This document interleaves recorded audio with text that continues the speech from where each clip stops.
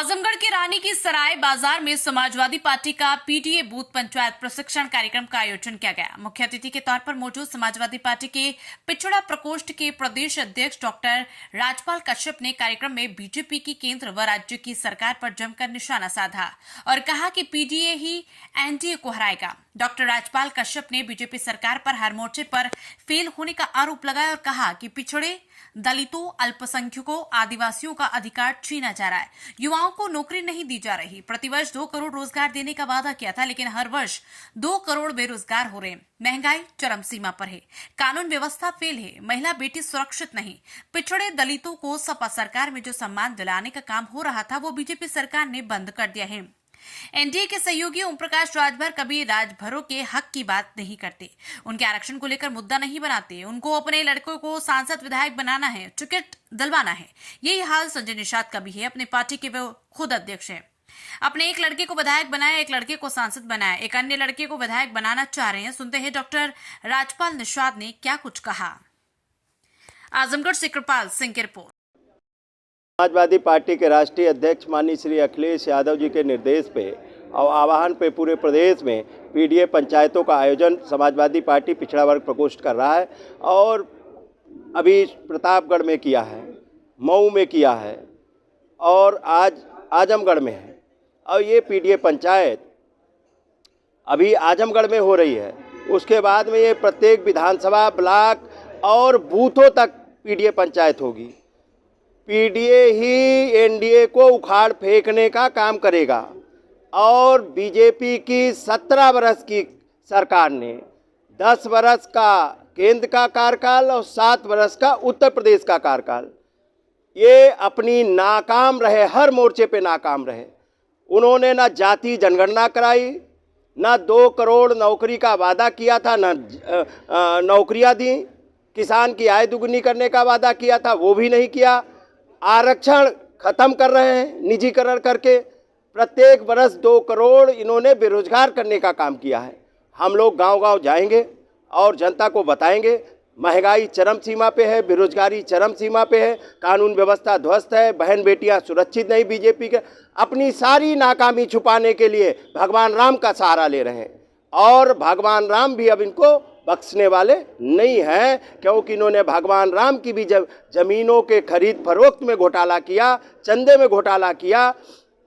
और हम दलित, पिछड़े, आदिवासी, वनवासी और अल्पसंख्यकों को अपमानित कर रही है बीजेपी लगातार और उनके हक अधिकार छीन रही है। 69,000 शिक्षक बैठे हैं, बैकलॉग भरा नहीं जा रहा है, आरक्षण पूरा किया नहीं जा रहा है और अब तो लेटरल भर्ती केंद्र सरकार ने चालू कर दी और उसमें कोई पिछड़े और दलित के लोग नहीं हैं। कितने हमारी सरकार को बदनाम करते थे, कहते थे कि यादवों के कलेक्टर, सब यादव कलेक्टर हैं, जबकि वो यादव नहीं सारे कलेक्टर थे। लेकिन बीजेपी ने हमको बदनाम किया। हम ढूंढते घूम रहे हैं निषाद का बेटा कहाँ कलेक्टर है, कहाँ चौरसिया का बेटा कलेक्टर है, कहाँ चौहान का बेटा कलेक्टर है, कहाँ राजभर का बेटा कलेक्टर है, कहाँ भुर्जी का बेटा कलेक्टर है, कहाँ निषाद का बेटा कलेक्टर है। हमें तो कहीं नहीं दिखाई पड़ रहा। हमें तो इतने जिलों में घूम के आया हूँ, कहीं नहीं मिला है। बीजेपी पिछड़े, दलित, आदिवासी, अल्पसंख्यकों को अपमानित कर रही है और ठेके पे बैठाल के लोगों को, पिछड़े कुछ चंद गुलाम प्रवृत्ति के नेताओं को अपने दल में शामिल करके और देखिए, पीडीए की बैठक तो हो ही रही है जगह जगह।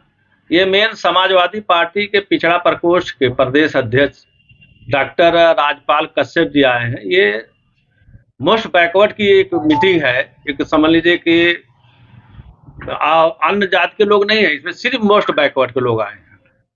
इसलिए बुलाया गया कि भीड़ जुटाने से कोई फायदा नहीं है। अन्य लोग आके भीड़ जुटा के चले जाते हैं, बस नेता खुश होकर चले गए। इसका जो मकसद है, समाजवादी पार्टी जो मुलायम सिंह यादव जी की नीयत रही है कि हमारे 10 लोग हों, मजबूत हों, तो इसलिए मोस्ट बैकवर्ड के लोगों को ही बुलाया गया है कि जो लोग आवे और बात को सुने, वह बात गांव तक पहुंचावे ले जाए। प्रदेश अध्यक्ष आए हैं, वो भी अपना संदेश देंगे और छोटे मोटे जो विधानसभा स्तर के नेता, वो भी अपना संदेश दे रहे हैं।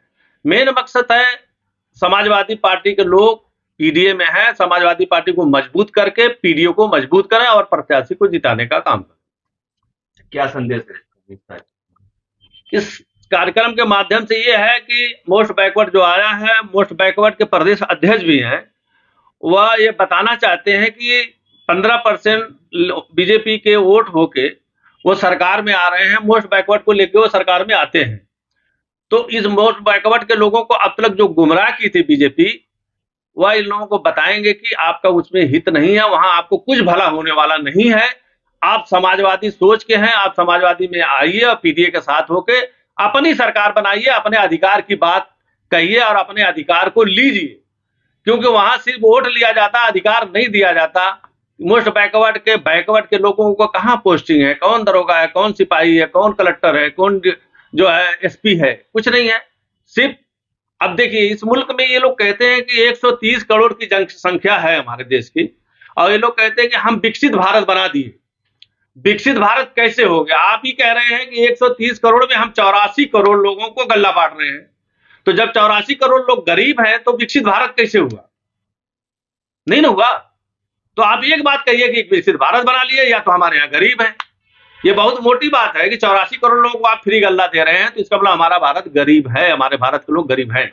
सर, सपा 180 सीट की दावा करती है, वहीं भाजपा के लोग कह रहे हैं कि सपा का खाता भी नहीं खुलने वाला है, तो ऐसे में आप क्या देखते हैं? देखिए, ये मैं राजनीतिक भाषा नहीं बोलूंगा कि मेरी 80 हो जाएगी, उनकी 1 को नहीं होगी। ये तो जनता तय करेगी कि किसको कितना मिलना है। ये सही है कि भारत उत्तर प्रदेश का चुनाव ही भारत के प्रधानमंत्री को तय करता है।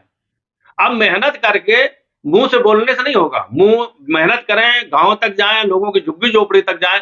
नेताजी मुलायम सिंह यादव ऐसे मुलायम सिंह नहीं बने थे, वह हम लोग उनके साथ काम किए हैं। वो झुग्गी झोपड़ी तक, गरीबों तक जाने की बात करते थे, हम लोग गए थे तब लाके जुटे थे।